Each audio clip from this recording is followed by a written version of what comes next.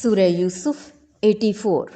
اعوذ باللہ من الشیطان الرجیم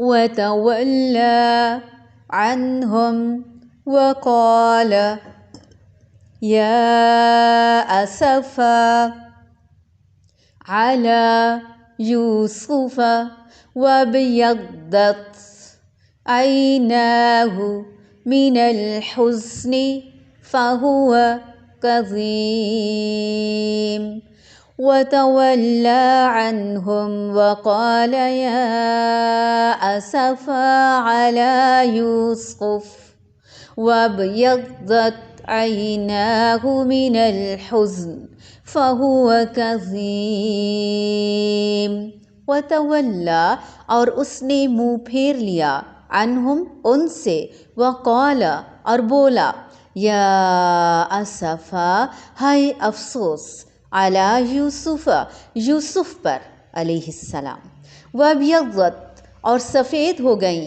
عیناہ دونوں آنکھیں اس کی من الحزن غم کی وجہ سے فہوا پس وہ کظیم غم سے بھرا ہوا تھا۔ پھر ان سے منہ پھیر لیا اور کہا ہائے یوسف۔ ان کی آنکھیں بوجہ رنج و غم کے سفید ہو چکی تھیں اور وہ غم کو دبائے ہوئے تھے۔ غم میں آنسو بہانا یہ فطری عمل ہے۔ اب پھر سوائے صبر کے کوئی چارہ نہیں تھا، تاہم صبر کے ساتھ امید کا دامن بھی نہیں چھوڑا۔ جمیعاً سے مراد یوسف علیہ السلام، بنیامین اور وہ بڑا بیٹا ہے جو مارے شرم کے وہیں مصر میں رک گیا تھا کہ یا تو والد صاحب مجھے اسی طرح آنے کی اجازت دے دیں یا پھر میں کسی بھی طریقے سے بنیامین کو ساتھ لے کر آؤں گا۔ اور پھر اس تازہ صدمے نے یوسف علیہ السلام کی جدائی کے قدیم صدمے کو بھی تازہ کر دیا، یعنی آنکھوں کی سیاہی مارے غم کے سفیدی میں بدل گئی اور نظر آنا ختم ہو گیا۔ کتنا بڑا غم، اور ہم چھوٹے چھوٹے غموں پہ کتنا واویلا کرتے ہیں۔ ایسا تو کوئی غم ہمیں نہیں ملا جیسے یعقوب علیہ السلام کو۔ بیٹوں کے سامنے انہوں نے اپنے رنج و الم کا اظہار نہیں کیا۔ ہم کیا کرتے ہیں؟ پوری دنیا کے سامنے واویلا، اپنے دکھوں کا پرچار، اور جب اللہ تعالیٰ سے دعا مانگتے ہیں تو دعا مانگنا ہی نہیں آتی۔ اس وقت ہم بھول جاتے ہیں ہم نے مانگنا کیا ہے، کہنا کیا ہے، اور اللہ کے سامنے نہیں روتے جس کے سامنے رونا چاہیے تھا۔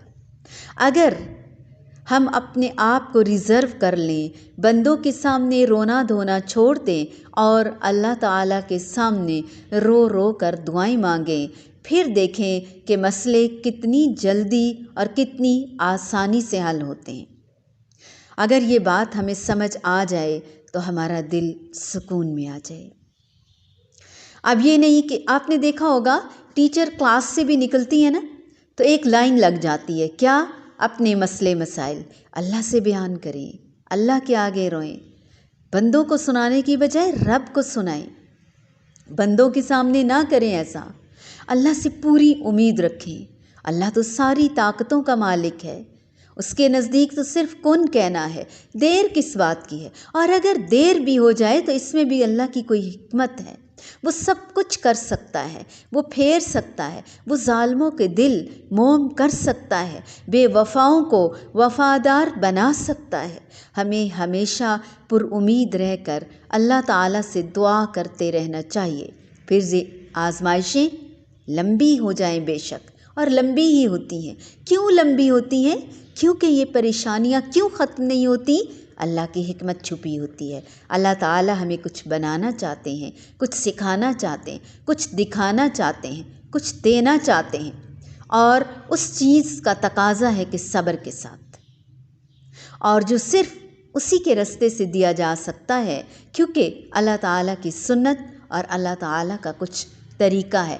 کچھ چیزیں تو ہمیں بن مانگے دے دی جاتی ہیں، لیکن کچھ چیزیں وہ ہمیں مانگنے سے دیتا ہے، دعا کا حصہ رکھا ہے، جسے عبادت بنایا ہے۔ کچھ چیزیں وہ مشکل راستوں سے گزار کر ہی دیتا ہے، اور سب سے بڑی بات کہ ہم تو آئے امتحان کے لیے ہیں۔ اگر ہر چیز آسان ہو جائے تو پھر امتحان کس چیز کا؟ اس لیے پھر اللہ سبحانہ و تعالیٰ کی دین اور اس کی رعایت، اس کی نوازشیں جس بھی راستے سے آ رہی ہوں، ہمیں کیا کہنا ہے؟ ربی انی لما انزلت الی من خیر فقیر۔ جو خیر بھی تو مجھ پر نازل فرمائے، جس بھی راستے سے نازل فرمائے، میں تو بس محتاج ہوں اس سب کا۔ مجھے بھلائی چاہیے، مجھے خیر چاہیے۔ وہ دل میں غم سے گھٹا جا رہا تھا اور آنکھیں غم سے سفید پڑ چکی تھی، جسم نڈھال۔